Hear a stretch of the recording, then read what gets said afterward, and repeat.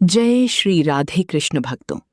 पिछले अध्याय में आपने सुना कि देवर्षि नारद जी ने भगवान विष्णु से पुरुषोत्तम मास का रहस्य पूछा।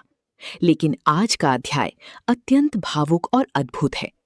आज आप जानेंगे कि आखिर पुरुषोत्तम मास को पहले मल मास क्यों कहा जाता था और कैसे स्वयं भगवान श्री हरि ने उसे अपना नाम देकर संसार का सबसे पवित्र मास बना दिया।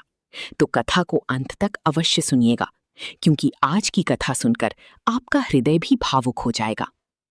भगवान श्री नारायण नारद जी से कहने लगे, हे नारद, अब मैं तुम्हें वो पवित्र कथा सुनाता हूं जो भगवान श्री कृष्ण ने धर्मराज युधिष्ठिर से कही थी। भगवान बोली, महाभारत के समय जब दुर्योधन ने छल और कपट से पांडवों को पराजित कर दिया, तब धर्मराज युधिष्ठिर अपना राज्य खो बैठे। सभा के बीच द्रौपदी का अपमान हुआ। दुर्योधन के भाई दुशासन ने द्रौपदी के केश पकड़कर उन्हें घसीटा। उस समय द्रौपदी ने रोते हुए भगवान श्री कृष्ण को पुकारा और भक्तवत्सल भगवान ने उसकी लाज बचाई। लेकिन उस अपमान के बाद पांडव अत्यंत दुखी होकर वनवास के लिए काम्यक वन चले गए। वन में उनका जीवन बहुत कठिन था। राजा युधिष्ठिर, भीम, अर्जुन, नकुल, सहदेव और द्रौपदी जंगलों में भटकते थे। कभी फल खाकर, कभी जल पीकर दिन बिताते थे। एक दिन भगवान श्री कृष्ण को अपने भक्तों का दुख सहन नहीं हुआ। तब देवकी नंदन श्री कृष्ण स्वयं काम्यक वन पहुंचे।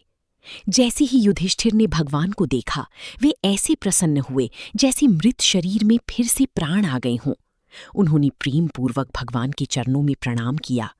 द्रौपदी ने भी आंसुओं भरी आंखों से श्री हरि को नमस्कार किया। अपने भक्तों की ऐसी दशा देखकर भगवान श्री कृष्ण का हृदय करुणा से भर गया।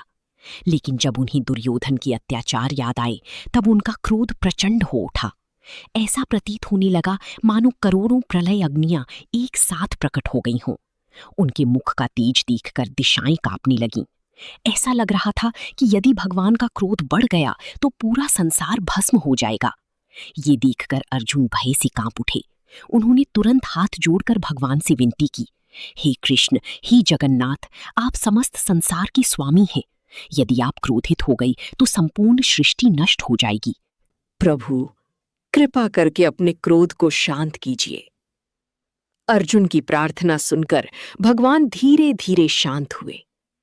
फिर अर्जुन ने विनम्रता से पूछा, हे प्रभु, ऐसा कौन सा उपाय है जिससे मनुष्य के जीवन के दुख दूर हो जाएं और उसे आपकी कृपा प्राप्त हो? तब भगवान श्री कृष्ण बोले, हे अर्जुन, तुमने अत्यंत गुप्त प्रश्न पूछा है। ये रहस्य बड़े बड़े ऋषियों के लिए भी दुर्लभ है। लेकिन तुम्हारी भक्ति और प्रेम से प्रसन्न होकर मैं तुम्हें ये रहस्य बताता हूं। एक समय संयोगवश एक अतिरिक्त मास प्रकट हुआ। उस मास में कोई संक्रांति नहीं थी। इस कारण सभी लोग उसे अशुभ मानने लगे। लोग उसे मलमास कहकर अपमानित करने लगे। कोई भी शुभ कार्य उस मास में नहीं करता था, न विवाह, न यज्ञ, न पूजा। सभी लोग उस मास की निंदा करते थे। अपमान और तिरस्कार से दुखी होकर वो मलमास रोता हुआ मेरे धाम वैकुंठ पहुंचा। वो अत्यंत दुखी था।